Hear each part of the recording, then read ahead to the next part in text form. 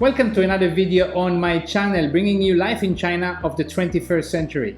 In this video series, I'm talking to Kathy Zhang, head accountant and tax consultant here at Kathy Accounting Firm, about various China work and business operation topics.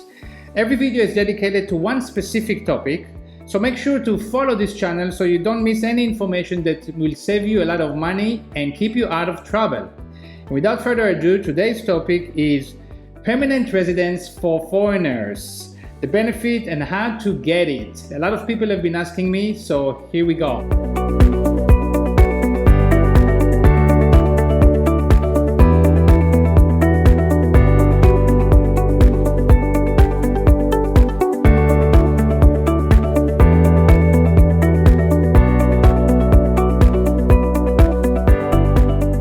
Hi Kathy. Hi Zip. So, permanent residence card for foreigners is the holy grail. Everybody want to get it, but only few can. Yes. Right. So, first of all, why shall we get it? Why do we want to get it, really? What's the benefits? The main benefit is that with this card, you can enjoy many similar rights like a Chinese, apart from the political rights.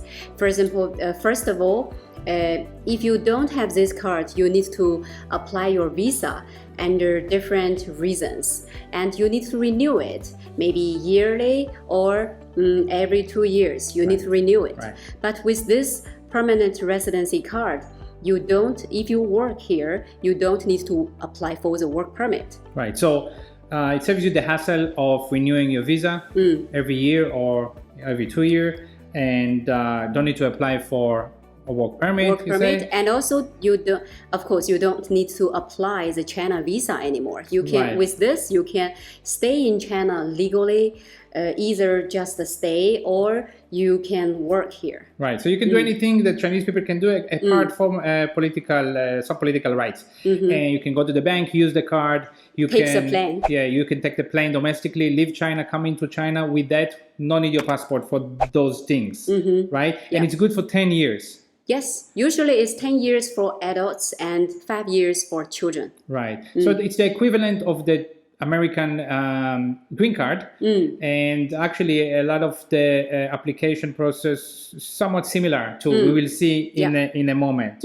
Okay, so it's really nice to get, but not everybody is eligible, right? So who can get it? Who is eligible? We usually mainly will meet with two kinds of situation, and one is marriage. So if you are marrying with a Chinese, and if your marriage has lasted for more than 5 years, and for yourself, you have stayed in China for more than 9 months a year for these 5 years, then you can be eligible to apply this permanent residency. So if you're married to, if your wife is Chinese or your husband is Chinese, and you're married for at least 5 years, you have to be married in China, by the way? It has to be not necessarily. Not necessarily. Yeah, can be the marriage certificate from other country or region. And you must show that you spent 9 months every year in the last 5 years in China.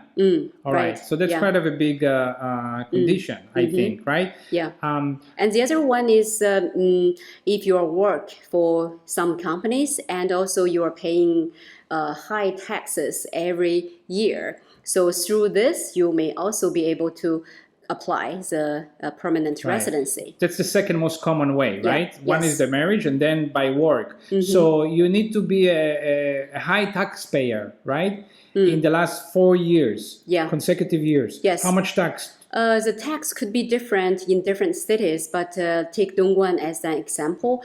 So, and according to the current requirements, is at least 80,000 RMB per year. Okay, so paid tax. Paid right? tax. If you use deductions and it's less than 80, it doesn't count. So 80,000 tax a year, it means that you may make about 45 to 50, maybe 50,000 RMB per month salary, and you're paying full taxes 4 years straight. Yes, for consecutive years. Yes, and then you are eligible for that, right? Those are the two main ways. But there are some other people that may be eligible, like an investor. For investors, you need to invest. The actual invest coming into China should be more than $2 million US. $2 million US investor. Yeah. And you may be eligible. And then talents? Yeah, talents. Some special talents. High talents. Yes. Right, okay. But this does not happen very often. Right. Anyway, it doesn't happen very often, even with the marriage and the work tax. Because, take me for example, I've been here for so long, I don't know many people. I know maybe 1 or 2 or 3 people that actually have it. So it seems that the last couple of years, maybe some more people are trying to get it, but it's still not very due to popular. The policy, the internal policy restriction. But nowadays, it's getting more and more open for the eligible applicants. Okay. Yeah. I see. All right. Let's move on to, if we talk about at least the two main ways, like to be eligible by marriage or by tax paying, high tax paying. So how do you do it? How does someone get it? Like the application process, what is important to know? The first step is to prepare your documents. Okay. Yeah, this may take some time. The most important documents required is the non-criminal record, which should be notarized in your home country and also be authenticated by China embassy or consulate there. Right, and you mentioned that in the US, it's actually an FBI with fingerprints. The requirement is higher than the normal non-criminal record that people use for their work visa, right? Yes. Okay, so non-criminal record is an important document. What else? And also you need to prepare your resume because the Immigration Bureau is check all the details on your resume. And it's also possible that if you stay in in a third country for some period, it might be possible the Immigration Bureau may need you to provide the non-criminal record in that country as well. So more than one maybe, right? Yes. Depending on situation. Yeah. Okay, so among some regular common kind of documents you may need, police registration, your rent contract notarized or stuff like that. Maybe not notarized. And also in Dongguan, for example, they need you to have economic proof. So they need you to have at least 200,000 fixed term deposit for 1 year. Right. So of course, half a year is okay, but we suggest to be more than half a year. Okay, so 1 year will be better. This is something a lot of people have been asking me about this deposit. So this is to prove you're financially stable. In Dongguan, for example, 200,000 in a bank, 6 months to 1 year. It needs to be there. Nobody's taking it from you, but it needs to be closed. You can't touch it. Yeah. Right? For that period of time. Other cities may have different amounts. Right. Okay. Now, what is the next step after documents? After documents, and of course, you need some other documents, but that documents could be easier to provide. And you submit the application, and during the process, especially if you apply through marriage, the couple may be interviewed by the Immigration Bureau separately. Okay, so that makes total sense for me as a foreigner because when you do it in other countries, you're trying to get citizenship or green card and by marriage, of course you need to prove it's real marriage, right? So they may ask you for an interview, you may be separated from your spouse in different rooms and they will ask you different questions, right? Correct. Okay. Correct. Yeah. And then what? Just waiting? Generally speaking, it's just waiting for their further notice. If they need any further information, they're going to let you know. If not, you just wait because this process will go through the provincial level government and also finally goes to the Beijing to get the final approval. Right. So it takes a few months, usually at least 6 months. So it's like a State Department, right? It goes through all of the levels and 6 months, but I think you can expect even 1 year, right? Yes, even longer. This kind of thing takes longer. Again, like green card in the USA, it's very similar. All right, so I understand how long it may take. How about common obstacles? So, for example, before you apply, you need to check the non-criminal record. It could happen that you have some record which may affect your application. Right. For example, the DUI. DUI, while driving in another yes. country, a misdemeanor, what they call like a small.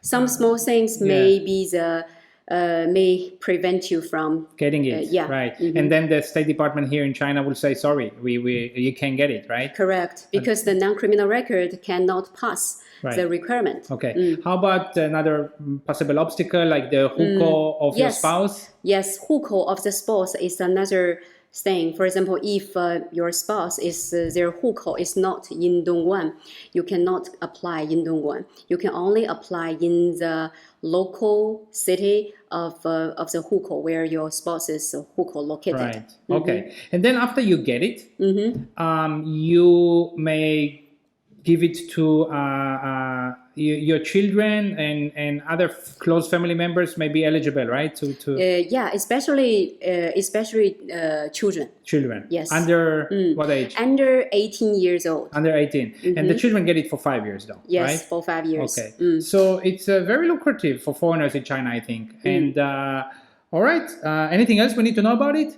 Permanent residence card?